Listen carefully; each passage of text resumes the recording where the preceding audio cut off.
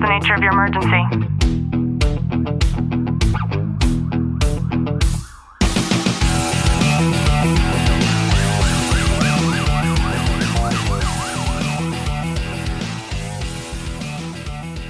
Welcome back to the Tactical Living Podcast. I'm your host, Ashley Walton, joined by Sergeant Walton. Clint, how are you? I'm excellent.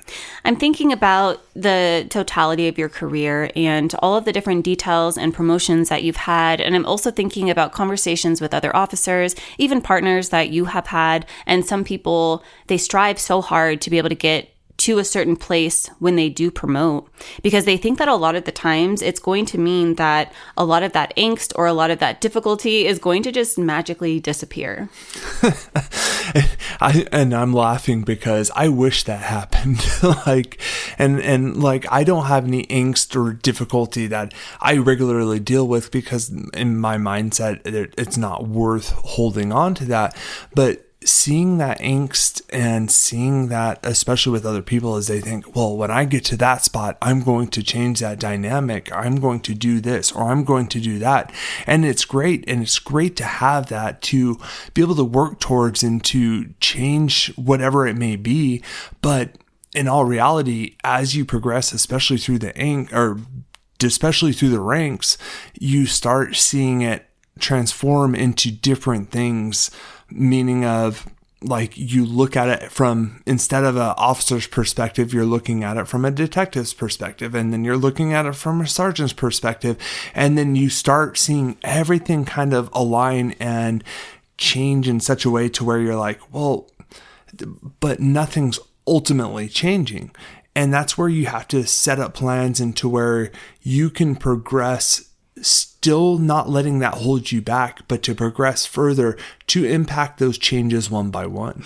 You know, I'm going to venture to guess that every officer at one point in their career has this misunderstanding. And I'm glad that you use the example of going from officer to detective, because I think that's the main one. And a lot of that has to do with admin difficulties, which we've talked about in great significance.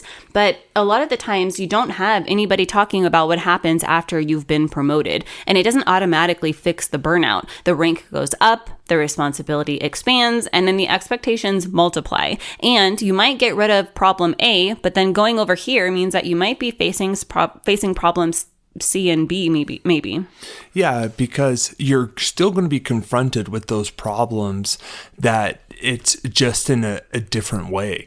And seeing that as you go up, like, I'll just use from the officer perspective going to detective, is, you know, you're dealing with staffing shortages, you're dealing with, you know, having to manage doing these reports and handling these calls for service, and you just can go through a laundry list of problems that you start running into, to where when you go to a detective, you're like, oh, well, this is going to alleviate, because I'm not having to go out and deal with all this stuff, where I could just sit at my desk and do some work here and there. And then you're like, holy crap, I have a caseload that's astronomical, and you're going and plugging away so much, and that you might not have the physical burnout as much as you would on it from a patrol officer mindset, but you get the mental burnout because you're thinking and you're diagnosing this stuff as you're going through things. Yeah, and I think it's important to explore why promotions often actually amplify burnout instead of relieving it. And I'm thinking about a lot of officers that go to detective and they didn't anticipate being called at all hours of the night to be able to no longer have a single holiday with their families, because a lot of people have issues that happen during family get-togethers, and that's the whole reason why you're going to get called out anyway. Like, there's so many other things that are going to take place that might actually lead to a psychological concept called role overload burnout. And I think, especially no matter what rank you go to, your responsibilities shift and they change, and you start adding more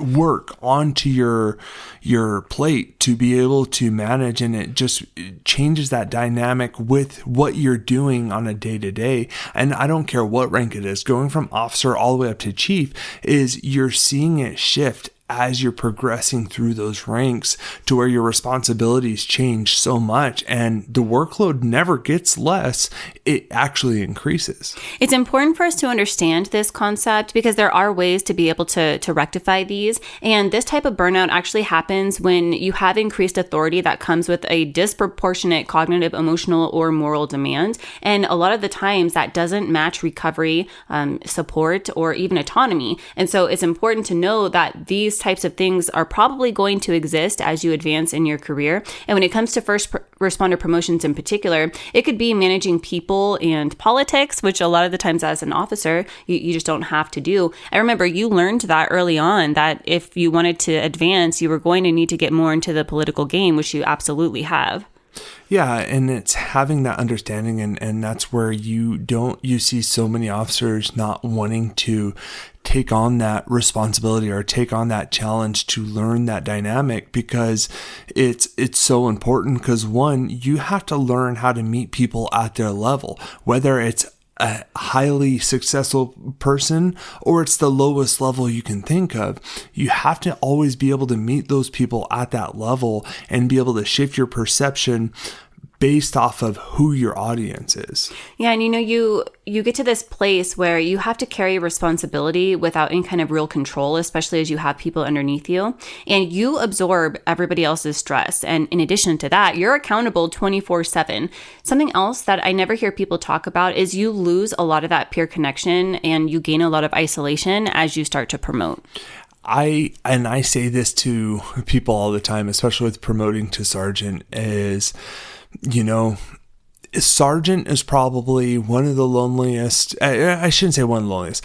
As you progress through the ranks, you become more and more lonely because you're not associating with your partners, with your team. I mean, you have a team, but you're associating with them, but you're still the supervisor, so you can't be overly associated with them, and you see it as you go through the ranks. I know people who promoted to lieutenant, to captain, to where as you're seeing this, your circle grows smaller and smaller as you get into higher ranks, because there's less people who are your peers at that level, and those are the people you have to associate with on a daily basis. Yeah, and there are other reasons why burnout persists even after your promotion, and your workload is going to shift, but it doesn't shrink. So a lot of the time that physical stress might decrease, but your mental and emotional strain is probably going to spike, and you're responsible for everybody else's problems when you're in any kind of leadership role. The thing that we just touched on was losing that camaraderie that you once had, and that can be really difficult if you don't have anything in place, especially outside of the job, to be able to fill in those voids. Yeah, and I think if you set up yourself to have a healthy relationship between your work life and your home life, as you're progressing through the ranks, you're not so invested into anything and everything like thin blue line related or whatever it may be, is you're having that healthy relationship to where you go to work, you give your all, but then you go home and you give it your all at home too. There are a lot of ways that we could make it to where we're going to lead without that type of burnout. And I think the first is to redefine leadership as sustainability. So a burnt out leader is not going to be effective, no matter what your rank is. Yeah, I think, and I see this time and time again, as you see these leaders that get into these higher ranks and they're taking on more and more projects, and they're always at work. They're never at home. They're never having time for themselves or their families. And they're not effective as much as they could be if they were able to manage their workload and figure out, okay, these are my priorities of what I need to get done, and having a checklist and being able to knock that out one at a time. We all must do a better job at being able to set super clear boundaries around our availability, period. So being accessible does not mean being consumed. Yeah, and if you set your boundaries to where you define what's happening when and where, then no one can influence that. No one can push you outside of the zone of where I'm at home and this is what I do. And when I'm at work, this is how I do things. And when people always have that open door policy, which is great to have, but defining those boundaries with that is important as well. You know, I knew a doctor who became a doctor, and then it was like her education ventures just totally stopped. And I say that because it became very evident when I was curious about more up-to-date peer-reviewed papers and modern tech when it came to medicine and new developments in the field that would come up that she was clueless about. And when I would see other treatments taking place that she was clueless about.